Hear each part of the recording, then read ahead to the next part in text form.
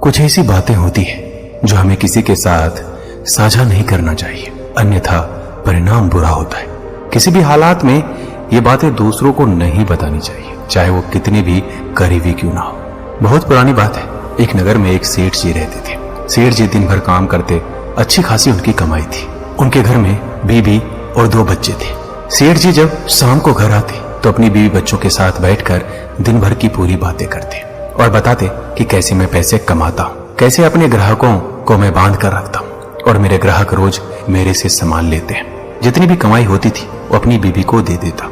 उसने कमाई कैसे की, ये सब बातें वो अपनी पत्नी को बताता था। धीरे धीरे दिन गुजरते गए। सेठ का कारोबार धीरे धीरे बढ़ता गया। सेठ जी धीरे धीरे उस नगर के बहुत बड़े सेठ बन गए। अब सेठ जी ये बात जानते थे कि अपनी जिंदगी के कुछ सीक्रेट होते हैं जो हमें किसी को नहीं बताना चाहिए। लेकिन सेठ जी की पत्नी बहुत भोली भाली थी।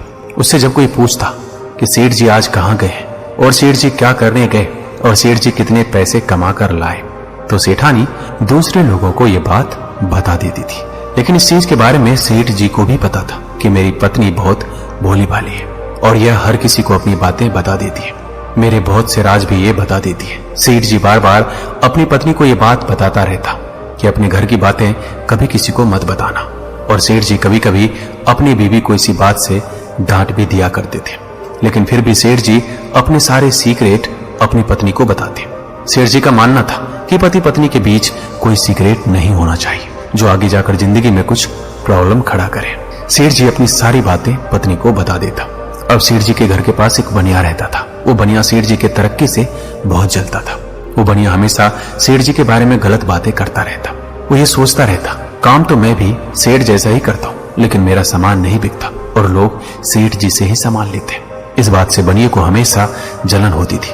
अब बनिए को एक दिन इस चीज का पता चलता है कि सेठ जी की पत्नी बहुत भोली भाली है और अपने घर की बात हर किसी को बता देती है।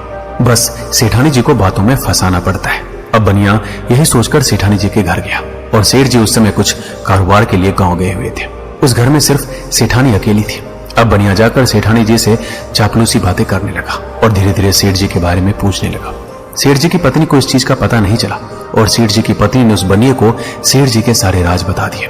वो कहाँ काम करते हैं, कैसे पैसे कमाते हैं, कहाँ से सामान लाते हैं, कौन से सामान की क्या कीमत रखते हैं। ऐसा करते करते बनिया सेठानी जी से सारी बातें पूछ लेता है। फिर बनिया भी सेठ जी की तरह काम करने लगता है। अब सेठ जी को इस बारे में पता तो नहीं चला, लेकिन धीरे धीरे वो बनिया सेठ जी की जगह लेने लगा। धीरे धीरे सेठ जी का कारोबार ठप होने लगा, क्योंकि घर का भेद जब बाहर पता चल जाता है तो घर का विनाश अवश्य हो जाता है। धीरे धीरे वो बनिया रोज सेठानी जी से सेठ जी के बारे में पूछता और सेठानी बता देती और उसी रास्ते पर बनिया अब चलने लगा। जो सामान जिस कीमत पे सेठ जी देते थे उससे कम कीमत में बनिया देने लगा। सेठ जी के सारे ग्राहक बनिया ने छीन लिया। अब सेठ जी को भी पता चलने लगा मेरे पड़ोसी ने जरूर कोई न कोई तरकीब लगाई होगी। और वो सेठ जी एक दिन घर आकर अपनी बीवी को पूछते हैं कि ये बनिया मेरी जगह लेने लगा है, कहीं तूने मेरे सारे राज तो नहीं खोल दिए। सेठ जी की पत्नी इस बात पर सच बोल देती है कि मैंने सारे राज बता दिए हैं। अब सेठ जी गुस्से में भड़क जाते हैं और अपनी पत्नी से बहुत ही ज्यादा झगड़ा करते हैं कि तेरे कारण मेरा कारोबार ठप हो गया।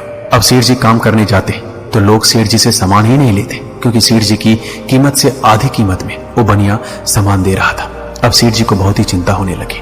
उसे ये चिंता था कि घर का पेट कैसे चलाऊंगा, अपनी बीवी बच्चों का पालन पोषण कैसे करूंगा। अब उन्होंने रिश्तेदारों से उधार मांगना शुरू किया, लेकिन धीरे धीरे जो रिश्तेदार जिनसे वो उधार मांगे थे वो भी अब उधार देना बंद कर दिए, क्योंकि उन लोगों को पता चल चुका था कि सेठ जी का कारोबार ठप हो चुका है। उधार अगर देंगे तो वापस नहीं करेंगे। एक दिन सेठ जी किसी दूसरे गांव जा रहे थे। वो इसी उलझन में थे, तभी उन्हें रास्ते में पेड़ के नीचे एक साधु बैठे नजर आते।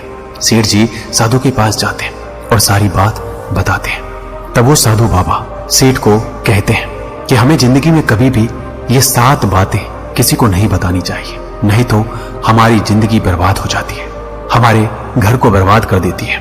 पहली बात, घर की बातें। बहुत से ऐसे लोग हैं जो अपने घर परिवार की सारी बातें अपने मित्र, रिश्तेदार या किसी भी परिचित से शेयर करते हैं। ऐसे लोग बाद में पछताते हैं। इसमें घर के सदस्यों में आपसी मनमुटाव और अविश्वास की भावना बढ़ जाती है। घर की बातें घर में ही रखने से जीवन सुखमय बनता है। छोटी मोटी समस्याएं जीवन में चलती रहती है। पति पत्नी का संसार व्यवहार गोपनीय रखना चाहिए।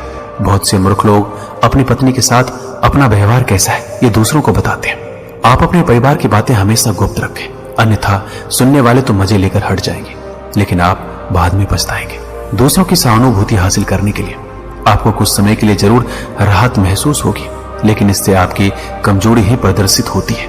बहुत से ऐसे लोग हैं जो अपने घर में किसी को भी घुसा लेते हैं और घर के कोने कोने से सभी को अवगत करा देते हैं। जो लोग आपके विश्वास पात्र हैं उन्हें जरूर इसकी छूट दी जा सकती है, लेकिन हमने देखा है कि बहुत से लोग भी आपके घर में घुसकर उसे देखना चाहेंगे, जिससे आपका कोई खास संबंध नहीं है। हालांकि जिस पर आप विश्वास कर रहे हैं वो कितना सही है ये देखना भी जरूरी है। पुराने समय में लोग संयुक्त परिवार में रहते थे, उनके घर भी बड़े होते थे। ऐसे में यह धारणा प्रचलित थी कि किसी को भी अपने घर का सदस्य नहीं बनाना चाहिए। सभी के कमरे अलग अलग होते हैं और सभी का अपना व्यक्तित्व जीवन होता है। हालांकि यदि आपके रिश्तेदार को छोड़कर आपके यहाँ कोई और आता जाता रहता है तो ये सुनिश्चित करें कि उसका आना जाना कहां तक सीमित है, वहीं तक सीमित रखें, उसे आगे ना बढ़ाएं। तीसरी बात, लोग जानना चाहते हैं कि आप कितना कमाते हैं। यदि आप सीधे सीधे नहीं बताएंगे तो लोग दूसरे तरीके से पूछताछ करके अनुमान लगा लेंगे, लेकिन आपको अपने धन की बात हमेशा गोपनीय रखनी है। इसलिए नहीं कि लोग आपसे कर्ज मांग लेंगे और फिर लौटाएंगे नहीं, इसके और भी कई कारण हैं। धन को अपने परिचित या रिश्तेदारों से गोपनीय ही रखने की सलाह दी जाती रही है, लेकिन ध्यान रखें, अपनी पत्नी से गोपनीय रखेंगे तो आपके लिए वो धन दुखदायी साबित हो सकता है। इसलिए आप इस बारे में अच्छे से सोच विचार करने के बाद ही धन के बारे में किसी को बताएं।